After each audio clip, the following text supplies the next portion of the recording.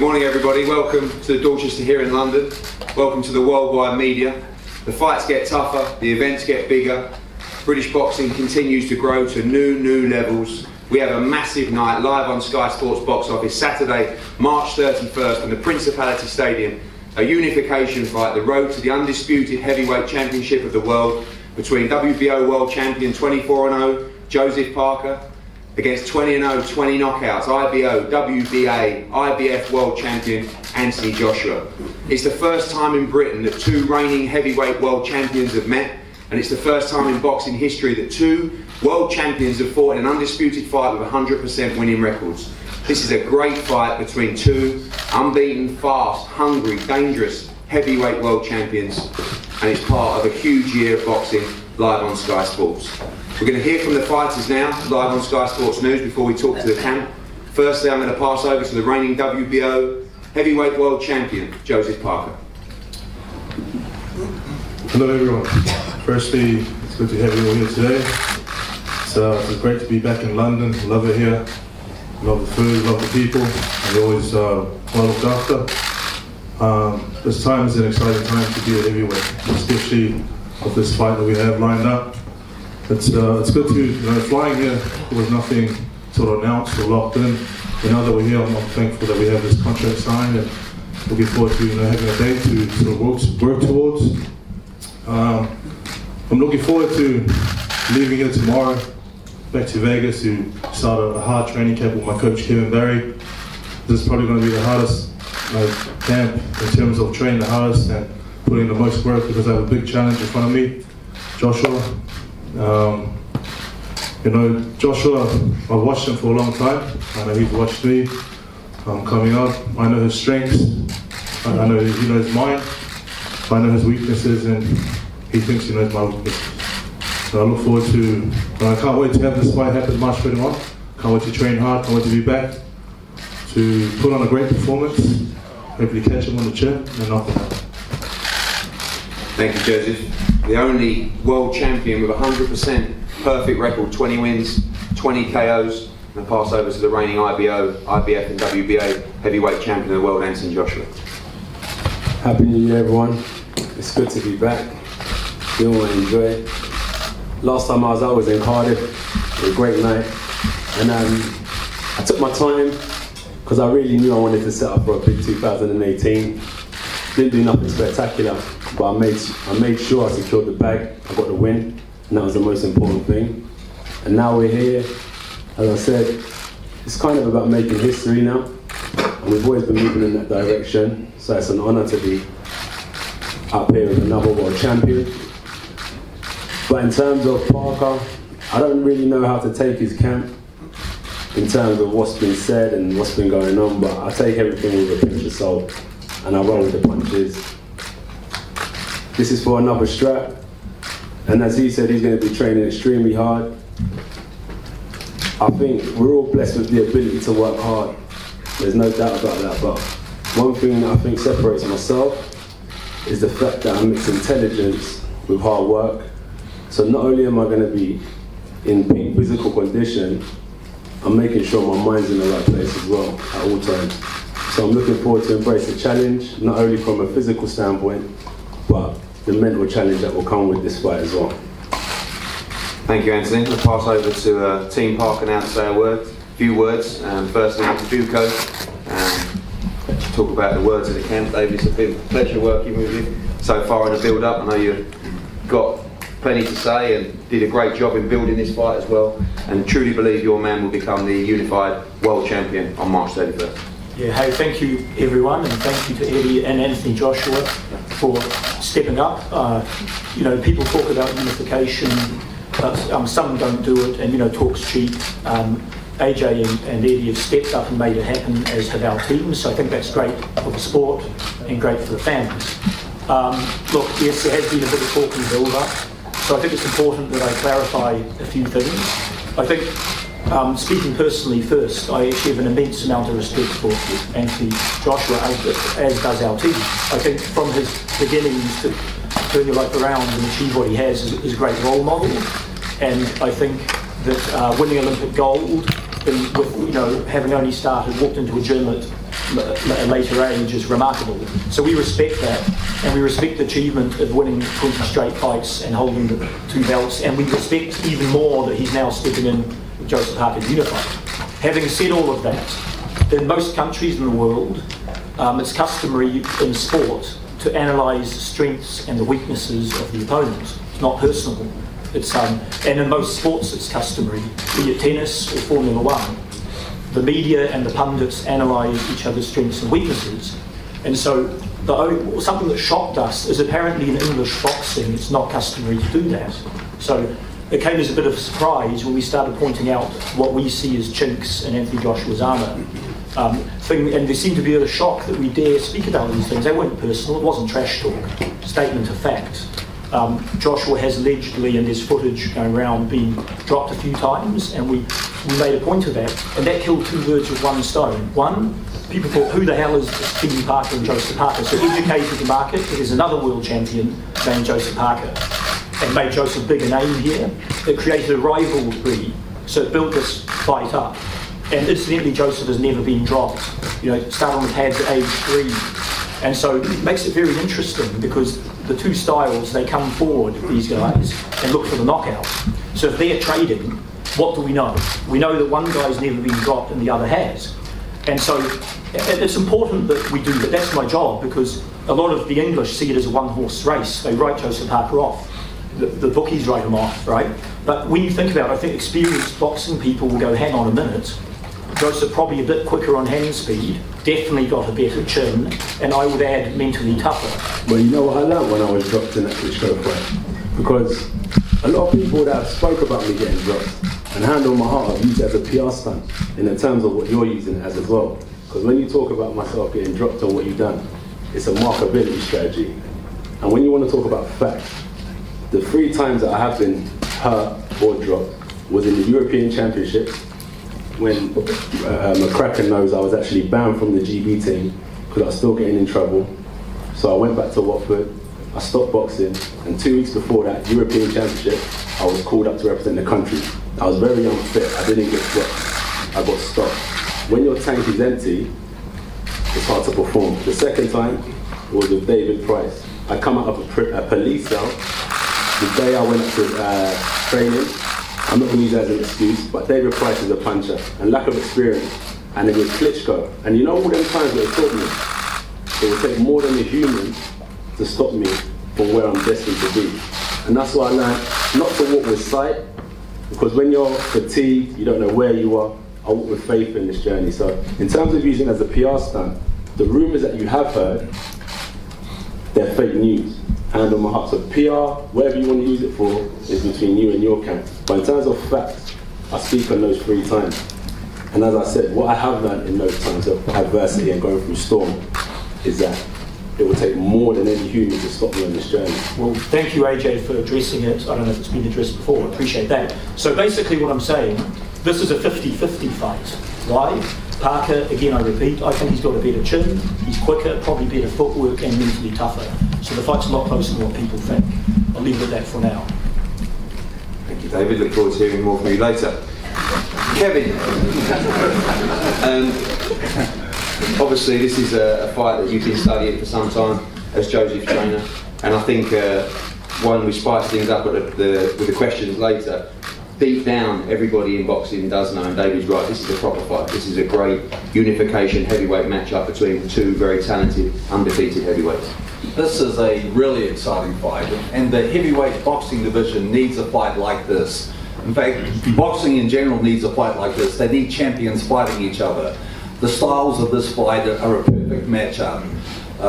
Both guys like to come forward. You look at Anthony Joshua, big, strong, powerful guy. Probably, I'd be fair to say, he's probably a little stronger than Joe. Won all his fights by knockout. Has a considerable height and reach advantage over Joseph Parker. Joe, as Dave's just outlined before, taking the job as the promoter and the trainer, talking about Joe's hand speed, his footwork. We know that Joe's got very good stamina. We know he's very, very durable. That's what makes this such an exciting fight. This fight is no surprise to us. This fight has been in the makings, I believe, for the last 3 years. We have looked at Anthony Joshua since he came through the Olympic program winning the gold medal. We have terrific respect and admiration for him, what he has achieved. There are a lot of similarities between Joseph Parker and Anthony Joshua, and I know both camps have watched each other over the last few years. If you look at 2014, 15 and 16, Parker fought 5 times a year, Joshua fought 5 times a year. They were the standout prospects in the world at the time, and they had the busiest schedules. You know, we've watched, Joe and I have sat down, we've watched all of Anthony's fights. We've sat there, we've got a log book, we've got playbooks. You know, we knew that this day was going to come. Providing both guys stayed undefeated, we knew that we would be sharing a ring with Anthony Joshua. So, you know, we know his style, we know his strengths. I know that he studied Joseph. This is going to be a very, very exciting fight. Joseph Parker needs a career-defining fight. I believe that Anthony Joshua got his career-defining fight when he fought Vladimir Klitschko. You know, he was taken into places he had never been before. He found out more about himself in that fight that he ever had in any other fight. He went to a very dark place. He picked himself up off the canvas and came back with a sensational win and was one of the fights of the year. Joseph Parker has not had a career-defining fight. So my challenge to my fighter, Joseph Parker, is I need this to be his greatest performance. And if he can show the public and show Anthony Joshua on March 31 what I see in the gym when he's at his best, he's a very, very hard guy to beat. Thank you, Kevin. Over to Rob McCracken, Anthony's trainer. Say a few words. Yeah, so I'm a little bit of the baddie. Big Josh is probably a little bit peed off with me because I took him to the European Championships with him in 2011 on 2 weeks training to teach him a lesson about what international boxing was. He was a novice, he was domestic champion, and he had 3 fights in 5 days. He hadn't had 3 fights in 4 months before that. And we thought long and hard about putting him into the 3rd fight in the quarterfinals. We put him in, but he was exhausted. He won the first 2 rounds. He was in the 3rd round, he was miles ahead, and we retired him because he'd been caught with a couple of heavy shots. But that's 7, 8 years ago. The pricey thing was around the same time, 7, 8 years ago. Anthony was a novice boxer, and really, in hindsight, possibly shouldn't have been in with those experienced boxers at the time. But we're talking a long time ago, we're talking when he was a novice. That's why it's riled him a little bit, because it's not real. It is fake news, as he says. There's 1 or 2 boxers that are reputed to have knocked him down, knocked him out. Not true. I've been with him for 7 or 8 years. I've been at all of those spots, and none of it's true. But if it gives Team Parker a bit of confidence, great. But the reality of talking about boxing Anthony Joshua and actually getting into a ring with him is very different. And the Klitschko fight was 2 or 3 fights early at the time when we took it, but that's the way Josh is. It was 2 or 3 years early when we took him to the Olympics and the World Championships, which he won. And he stepped up to the challenge. He's different to most fighters. He'll do it in half the time of what it takes most fighters to do it, or get to the top, or reach their potential and top of their ability. He's very professional. He doesn't like the trash talking, but he's a smart guy. He'll prepare diligently for Parker. He'll take him deadly serious. Parker's a good fighter. He knows what he's doing, and you know he's done really well to win a WBO title belt, and he's fought some decent opponents, but he's not fought Anthony Joshua. And let's be honest, in boxing we could talk all we want here. Talk's very cheap. I think we saw that in Parker's last fight with Fury. You know, he was a strong favourite to win, and he struggled badly. And you know, we believe he'll struggle badly on March 31st, and AJ will go away from today and he'll prepare diligently for it, and he'll produce a great performance on March 31st. Thank you, Rob. Over to our host broadcaster, Adam Smith, head of boxing for Sky Sports. Say a few words and ask some more questions to the table. Yeah, thanks, Eddie. What a wonderful matchup. 44 fights, 38 knockouts between them, both unbeaten. Only the 2nd ever unification between undefeated heavyweights, and the 1st ever clash between 2 reigning heavyweight champions on UK soil. Lennox Lewis, of course, unified the division back in 1999. But AJ will want all the belts. Deontay Wilder holding the WBC, of course. This, I believe, is the right fight at the right time for Anthony Joshua, but as Kevin eloquently said, it's the right fight at the right time for Joseph Parker. So let's get to Joseph straight away. You say, or Kevin has said, you've been studying Anthony Joshua for a number of years. Do you believe this is your destiny and that you've got all the tools mentally and physically to be able to deal with what you've seen of Joshua so far? Yeah, you know, I met Joshua once, or sort of met him back in Azerbaijan. We were amateurs and he was doing quite well, and I've been studying him ever since then. I turned professional before him, and I watched him at the Olympics. I watched him coming through when he first started his professional career, and I feel he is a good fighter, and he's got a lot of support, as you can see, and he does a lot of good things, and some things are not that good when he's fighting. But I think this is my time. I think it's my destiny to be here, to be part of this major event, and I feel like it's my time to put up a great challenge, and I feel like I truly feel I'm going to win. What do you think you do better than Joshua? I feel I have better speed, I feel I have better movement, and I wasn't able to display it in my last few fights, but I think it's time for me to actually show what I can do in the ring. And how do you feel about your promoter David's comments about Anthony Joshua? Have you been playing along with this, or what do you feel about it? We're a team, so I back my promoter and what he's been saying, and I guess this is the way that he's trying to promote the fight as well. David, was it to get the fight, or do you really believe that this is what's going to help you and Joseph beat Anthony Joshua on March the 31st? I'd say both. I think without the noise we made, we certainly wouldn't have the fight on fair terms, I think, and I think both parties compromised. I think the deal was fair to both, so we're not complaining. But I also think the things we've been saying are accurate. So we're not, trash talks using swear words and so on, but I think you might as well say it while we're here. Oh, well, I think there's some mental weaknesses on display, because when Parker talked about the alleged incident being dropped, AJ said he felt he was being demonised, which I felt was a strong response for a factual analysis of strengths and weaknesses. So I think he showed being rattled a touch, perhaps. And then there is the questionable chin. We're not saying he has a glass jaw, but we're going to find out how much 31, and maybe I'm wrong. I mean, that's the beauty of boxing. Joseph, you can't say what you've been saying, and then when you're 5 feet away from him, you can't let your bum deceive you. Eddie, what are we going to say? You said he might have some mental weaknesses. You said he has mental weaknesses. You said he is mentally weak. He is mentally weaker than Joseph Parker. You said he's mentally weak. You don't do Joshua is mentally weaker. You don't do what he is doing and be mentally weak. You don't walk out in front of your home city and win gold at the Olympics. You don't walk out in front of 80,000, empty your tank, get up off the floor and stop Vladimir Klitschko if you're mentally weak. You also said he has a glass chin. We're going to break his glass chin. Don't tell me, tell him he's here.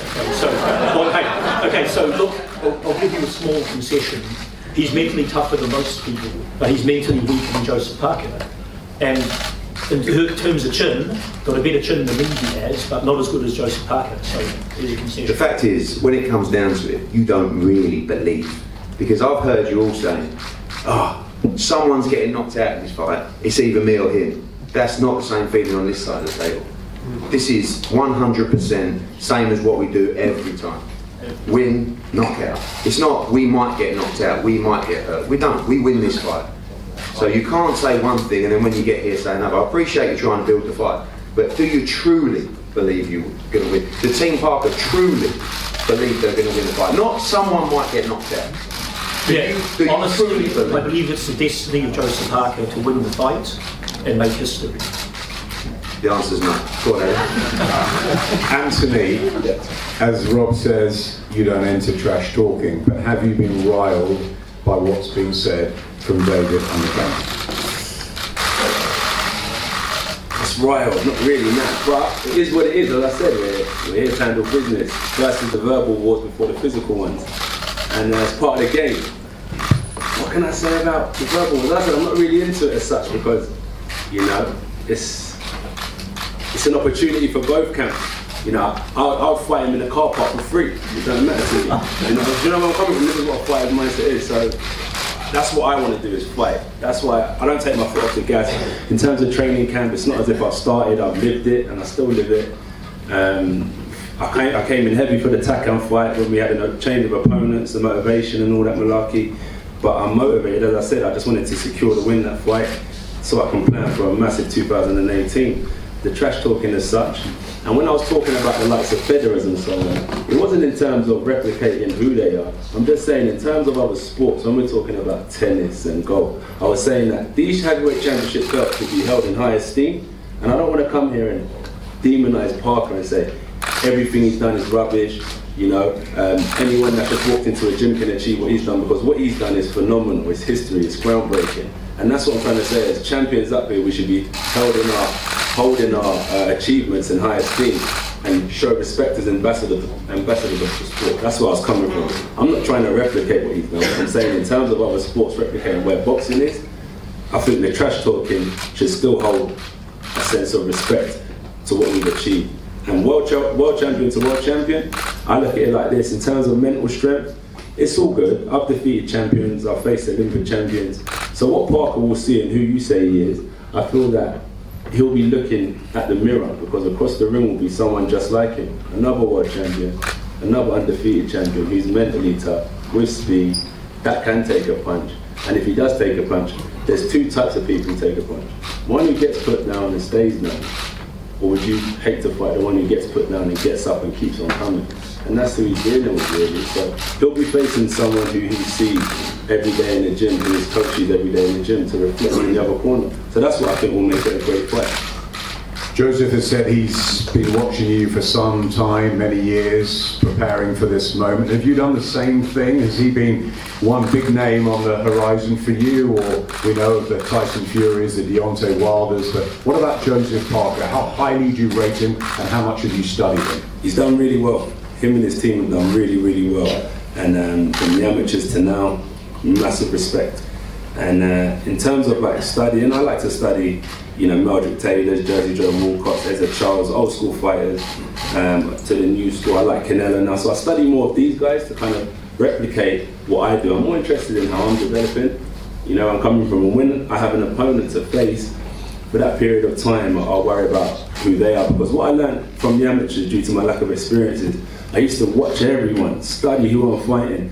And what I always learned is it was completely different from watching a YouTube clip to being across the ring from them in a tiny ring in front of thousands of people, because you know when you're about to walk out, if I put a heart rate monitor on anyone, their heartbeat will probably be over 100 beats or whatever it is. So I'm just trying to say that I haven't studied him diligently in the past. I studied a lot of old school fighters more so, but I was studying him in training camp, and the reason why I haven't studied him in the past is because I think it's a completely different fight from watching someone on YouTube to when you're across the ring from them, going round for round, trying to secure the win. It's completely two different things.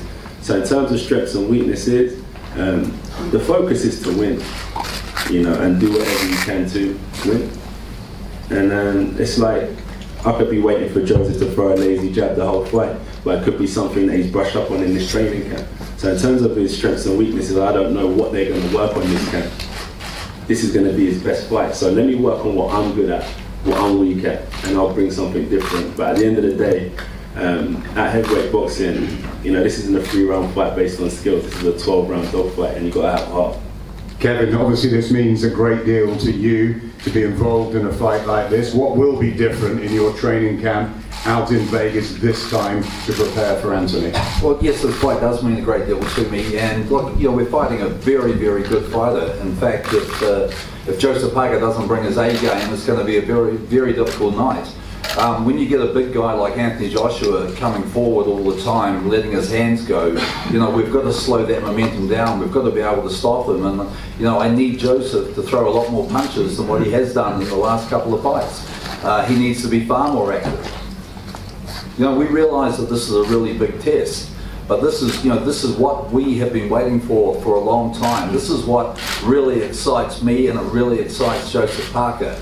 Now you find out how good you really are when you fight the so-called best guy out there, because we believe that we're the best. And we're really happy that this fight was able to be put together. It's these sort of fights don't happen very often. As you know, the last time in the world there was a unification fight in the heavyweight division was 7 years ago. So look, this fight means a lot. And Joseph Parker is a historian. He knows that this is about his place in history, and he will give every single piece of sweat and every ounce of blood in his body to be the best he possibly can on March 31. And Rob, you've got the guy that will do exactly the same thing, but tactically it's so different, isn't it, to Vladimir Klitschko and Carlos Takam? Yeah, tactically it's different. The fight's different as well. It's not Takam, it's Parker for another belt. Josh will train hard. He'll look at Parker. We'll analyse him over the weeks in Sheffield, the long hard weeks in Sheffield, which I'm sure he'll enjoy. But he'll prepare seriously like he always does for opponents. And the late pull out of Pulev was really disappointing. And Kevin Barry, who's an experienced guy, will know that if the opponent pulls out a week before, it's very difficult. So it's a motivational thing. It's going to be the same for Parker when his opponent pulled out not long ago. But tactics are tactics, strategies are strategies, but a fight's a fight. And I've already said talk's very cheap. We'll see what happens on the night. But I know what Anthony will do on the night. He'll be ready. He'll be as good as ever, if not better. And he's coming off the back of 21 rounds of boxing, which he struggled to get in his early years and early part of his career. So he'll be ready. He's the unified heavyweight champion. He takes on all challengers. Joseph Parker's only getting the opportunity to fight him because AJ wants it to happen. AJ generates huge crowds, lots of excitement, and he'll deliver that again on the 31st. Parker's good, but he's not as good as AJ, and we'll see that on the 31st as well. Talk is cheap, but it is fun. David, have you got a final message to Team Joshua? Yep, may the best man win, and we firmly believe for the after that analysis of strengths and weaknesses, it will be Joseph Parker on the night. Joseph, final prediction from you? I'm going to get that win and I'll be unified. Trust me. And Anthony? May the best champion win. Yeah. And that's what I was going to say. It's a rare occasion that these fights come together. It's phenomenal. And what we do. We're doing fireworks. It's going to be good. Tactics, strengths, weaknesses. People sitting closest to the room will be able to hear leather trading. And as I said, I was a bit sceptical on how to take this camp because, as I said, I'm quite respectful to people, but I didn't want to switch it up, but I respect their camp as well, and hopefully after we can shake hands, and I hope that the people watching at home and in the arena are real winners because they'll enjoy a great fight. Thanks, guys. Thank you, Adam, and thanks for all coming today. We're going to post the photos up here and then have the various interviews. Thank you very much.